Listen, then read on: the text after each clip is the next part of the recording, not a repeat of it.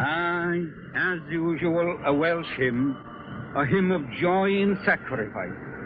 In that spirit we carry on, air raids or no, and for long as this war lasts, these furnaces shall never go cold. We'll keep them as warm as the voices of those boys singing, and as warm as the greeting from Wales I now send to you. To our boys in the air, on sea, and on land, to the people in battered cities and towns throughout Britain, to our fellow workers in the mines, in the factories and the fields, aye, and to the women, God bless them, whose courage is our pride, to you all, a Welsh greeting.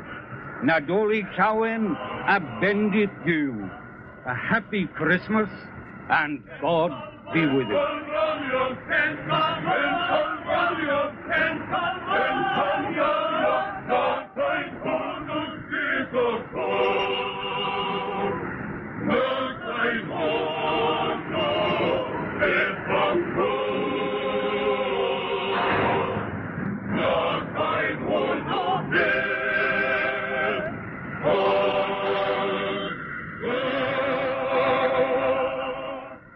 So we've seen the Empire and the country in action this Christmas Day.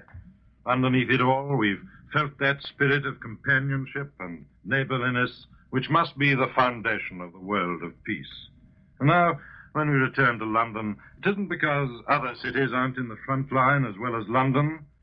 We turn to London because here we have the largest collection of human beings who stood up to the greatest aerial bombardment the world's ever known. And let's look at London on the alert, the firefighters of London, men who in the last 3 months have gone out night after night to the fires in the Blitz, and by their courage and daring have saved thousands of lives. We salute them this Christmas Day, and through them, all the workers in our civil defense services all over Britain. So over to London's East End to see what sort of a Christmas men of the fire services are having. First of all, we would like to wish you all a happy Christmas, especially to all other fire brigades. To this, I would like to add my personal greetings to my family who are evacuated. We are down in the basement here, as it is a bit drafty upstairs due to the loss of windows. We have had quite a packet since the Blitz started. We started off with a bang when we got one the first night. That night left some empty places, and we are thinking of those fellows today. But most of us are still here, ready for anything. You see, this is just another day for us, and we are all ready for whatever turns up. Here are some of the men and the girls who are on duty today. Come on, Tuffy, you start. Well, this year, it's Christmas under fire with a vengeance. It's not the best way to spend Christmas, but a bit back, some of us didn't expect to see another Christmas at all. Things were a bit hot in more ways than one. What do you say, Tom? Well, they were hot, all right. A bit too hot. And I'll tell you one thing about fires, too.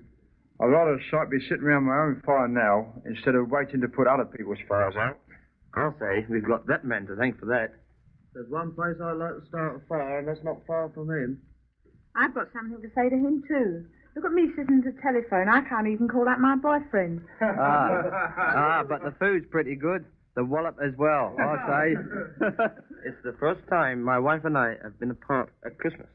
She's down in the country living with a kiddie. So here's wishing Peg, Ma, and Dad a happy Christmas. We're not so bad here, so don't start worrying. You're next up. I've had plenty of Christmases at work before, because I was a merchant seaman before I joined the fire business. So here's good luck to all the chaps in the Merchant Navy. And to Ada and Mum, keep at it. Hello, Elsie. Hello, Mum. Dad, a Merry Christmas. Come, Miss Julius. What about you? Well, I come from South Africa. So hello, everybody out there, and a happy Christmas to you all. I suppose you are enjoying your Christmas in the sunshine. I am enjoying mine in a fire station. We are thrilled to hear how you are holding the line down there. Well, and now it's time to go over the road. Merry Christmas, mateys. Hello, everybody. We're not having a bad time here. There's dispatch riders and drivers, and we've got a few friends along, too. We've covered all the walls with streamers, and they'll come in handy soon for the victory parade. In the meantime, we've got a bit of work to do, and if anybody wants a rider, well, it's just bad luck on that chap. Good old Shorty. Come on, your turn next. All right, all right. Anybody would think I never did any work. I don't know. Well, do you? Yeah, it's good. Quiet your beast. Come on, Brownie. What about saying hello to that brother of yours in Palestine? Sure, it's not a bad idea. If Driver Brown's listening, here's wishing him good luck and all the rest of the chaps there also. Now, quiet a moment, lads. Dispatch riders wanted over 28 immediately. Not an MP. Come on, Shorty. Come on, Shorty. Come on. Oh, well, I mean, what about someone else? They've always got me on. Like the citizens of many of our towns this Christmas, Londoners have been forced to adapt their lives to war conditions. Many of them have lost their homes, although they go on with their work uninterrupted. But the vast majority, nearly 90% of them, go on living and sleeping in their own houses. But a great many Londoners do have to spend their nights in shelters. And it's no joke, this shelter life at any time, with its hardship and strain, the lack of privacy, not having your own things around you. But its grimness seems to strike us even more at Christmas. Christmas in the shelter, driven underground. What a paradox it seems. Of course, the people who shelter are making the best of it. They make the best of everything at Christmas. And you can't kill the spirit of Christmas, even in these gloomy modern catacombs. Even there, it shines like a star. Well, let's go over to one of London's communal shelters and see how the shelter marshal and his people are preparing for Christmas night below ground.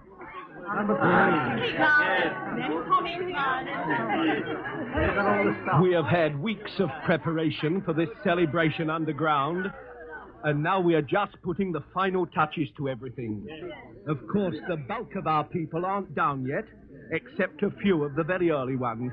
But all the same, it's an animated scene. Can I have some sort of coat from the wardrobe, Mr. Sangster? Oh, later, please, Mr. Daly. He's broadcasting. Well, my own's been bombed out. In between the sandbagged partitions, the wooden bunks, one above the other, are decorated with flags and streamers. And across the arched roof, our guests have hung great festoons of coloured paper. Who won the prize, Mr. Sangster? There's time enough for that, Mrs. Hill. That's a competition in decorations we've had between the sections. I'm announcing that at the concert tonight. We left the decoration of the place to them, and a very good job they've made of it. They have had enough of on our own hands, getting in a Christmas tree, and the food for the banquet, and a present for every child. Mr. Sangster? Yes, Doris? Is that right? Father Christmas is coming? Well, I wouldn't be at all surprised if he does, dear. I think this must be the strangest home that Santa Claus will ever have visited. For home it is for most of these guests of ours, the only home they've got. Our motto is, our aim is to give you security, cheerfulness, and sleep. So sleep if you can. We get our courage in our sleep. Mr. Sangster? Not now, Doris. May I have that doll up there? Afterwards, my dear, not now. And now I'm going to turn you over to the sister, who will be able to tell you some of the details of the banquet. Now, sister, it's your turn. Well, there's really not very much my to husband? say, except that we're doing our best, and we think we're going to be able to give everybody a very good time. It's taken quite a while to lay in food for all these people. About 500 of us are going to sit down. Lummy, are we sitting down to it? Yes, a regular sit-down feast. Yes, lovely. Yes, sit down. We have cleared a whole section to sit down at big tables, just like a family Christmas dinner in the old days.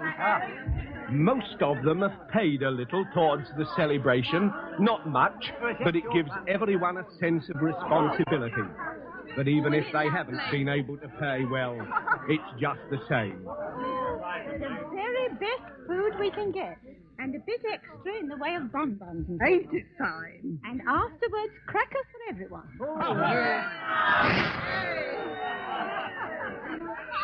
When can I have that doll, Mr. Sangster? Oh, Doris, are you back again? Not now, dear. We're broadcasting. We have been able to hire all the plates we need, but everybody's supposed to bring their own forks and spoons and so on. It's wonderful where the money and the help comes from, with so many people bombed out of their homes. Still, we are going to have a Merry Christmas in spite of Hitler. Hi, Mr. Costin, you didn't fold your blankets this morning. Sorry, sir, I was in a hurry. Well, if you want to leave them here during the day, you'll have to fold them up before you go. In this cramped shelter life, everything counts. Every inch of space, every act of kindness and thoughtfulness. We get used to it after a time and come to accept it as normal. But we must never forget that it is not normal. It is the direct opposite of the home life that the war has taken away from so many of us.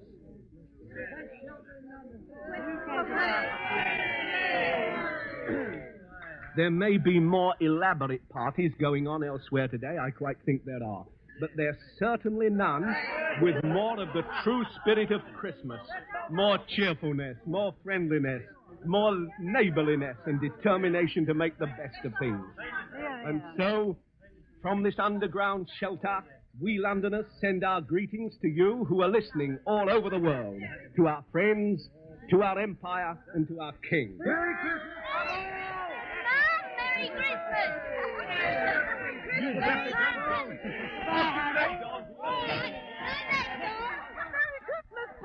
Well, that's Christmas in one of London's underground shelters.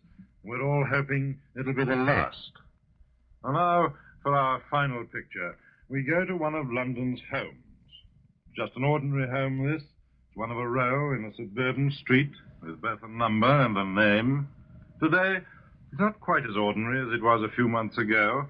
Some of the neighboring houses in the row aren't there anymore. Some of its windows are broken and patched with brown paper. But behind the patched-up windows, everything's warm and bright. It's the home of one of London's mothers. She'll tell you what it's like to spend Christmas under fire. This Christmas will be very quiet for a lot of middle-aged mothers. Take me, for instance. My children are away. My son is in the Air Force, my daughter is living on a farm, and my 2 grandchildren are evacuated to the country. We always used to spend Christmas together, but we are parted this year for the first time. And it's bound to be a bit lonely, you know. Most people of our age are staying behind, and it's the little ones we miss. We've had 22 window panes out here, and a bomb behind us in the next street. That whole French window has got to come out one of these days. Oh, we've been through some bad times, we have. But sitting here on Christmas Day, I've been thinking of the last war and its food problems, and how we used to have to stand in queues hoping to get a few potatoes. I went through all that with 3 little children. I lost one of them. It's a horrible thing, is war, but you know, in a way, it has its compensations. It's made us realize how good and kind most people are, and that's a great comfort in the middle of all this anxiety. We've all got our ration books. There are no favours asked or given. There's a feeling of fairness and goodwill which keeps people cheerful. An invitation to share that tea ration over a friendly chat is such a good way of helping the lonely ones round about us. One morning, after a heavy air raid, I saw a woman standing at her gate looking at the destruction all around her. I stopped and made a remark about it, and the terrible experience she must have had. Then she said, "I've seen you in this road for years." "Yes," I said, "and it's taken a bomb to make us speak." I went on to the stationer, who said, "Don't say you've come to tell me you're going away. That's all I've heard this morning from my customers." Well, I'm not going away, and in spite of all we've been through, I'm thankful for a great deal. When peace comes along at last, we've all got to see that this spirit of neighbourliness and sympathy is carried on and not forgotten. And now, on behalf of all the men and women of the Empire, and all who are listening on this Christmas Day, it is my great privilege to offer our greetings to their Majesties, our King and Queen. From the bottom of our hearts, God bless them both.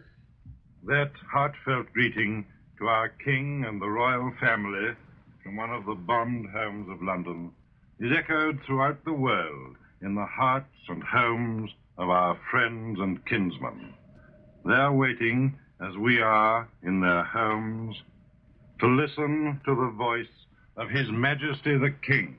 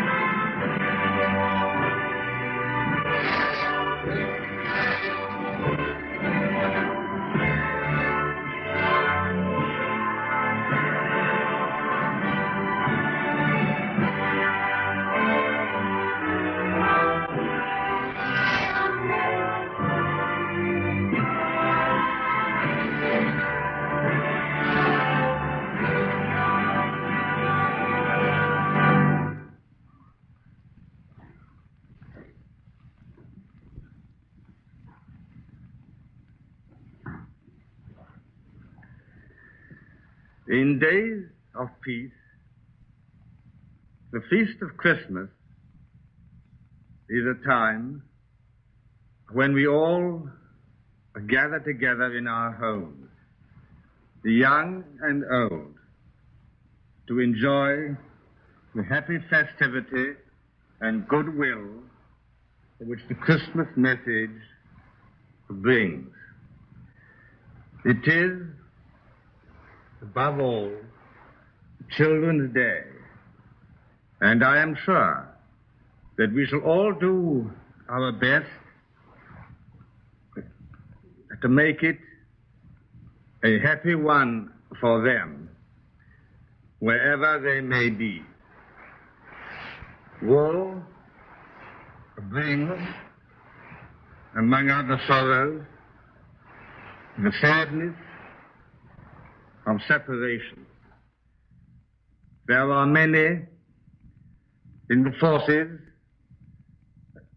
away from their homes today, and because they must stand ready and alert to resist the invader, should he dare to come, or because they are guarding the dark seas, or pursuing the beaten foe in the Libyan desert. Many family circles are broken. Children from English homes are today in Canada, Australia, New Zealand, and South Africa. For not only has the manhood of the whole British Commonwealth rallied once more to the aid of the mother country in her hour of need, but the peoples of the empire have eagerly thrown open the doors of their homes to our children, so that they may be spared from the strain and danger of modern war. And in the United States also, where we find so many generous, loyal friends and organizations to give us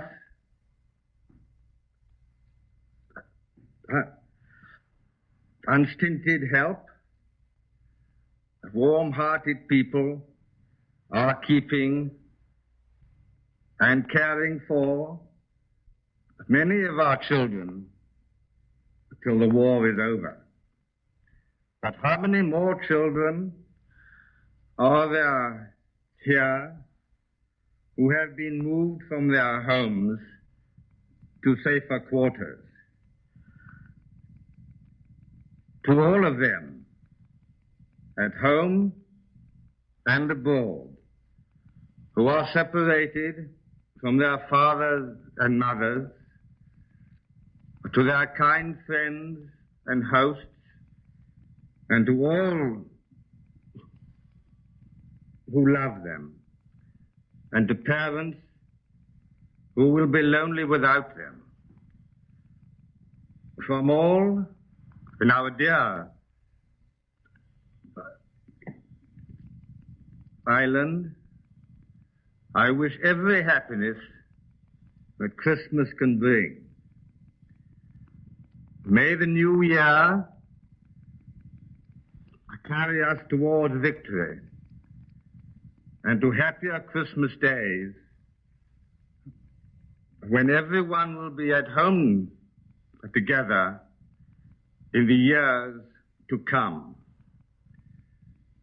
To the older people here and throughout the world, I would say, in the last great war, the flower of our youth was destroyed, and the rest of the people saw but little of the battle. This time, we are all in the front line and the danger together. And I know that the older among us are proud that it should be so. Remember this. If war brings its separations, it brings a new unity also. A unity which comes from common perils and common sufferings are willingly shared. To be good comrades and good neighbors in trouble is one of the finest opportunities of the civilian population. And by facing hardship and discomfort cheerfully and resolutely, not only do they do their own duty, but they play their part in helping the fighting services to win the war. Time and again, during these last few months, I have seen for myself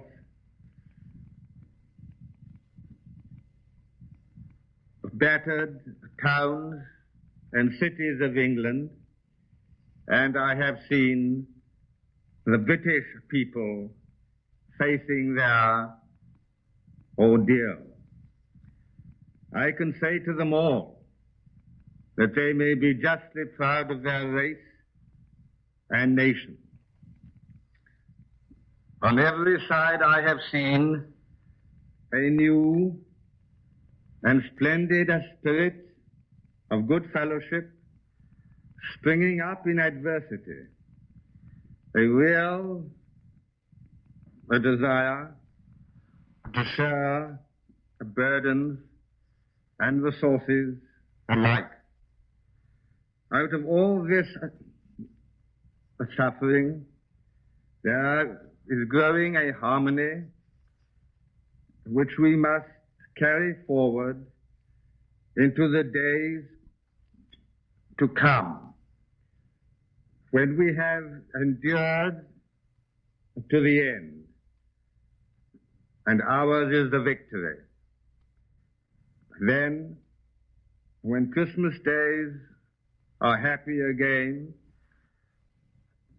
and goodwill has come back to the world, we must hold fast to the spirit which binds us all together now. We shall need this spirit in each of our own lives as men and women, and shall need it even more among the nations of the world. We must go on thinking less about ourselves and more for one another. For so, and so only, can we hope to make the world a better place and life a worthier thing. And now I wish you all a happy Christmas and a happier New Year. We may look forward to it with sober confidence. We have surmounted a grave crisis. We do not underrate the dangers and difficulties which confront us still. But we take courage and comfort from the successes which our fighting men and their allies have won at heavy odds by land and air and sea.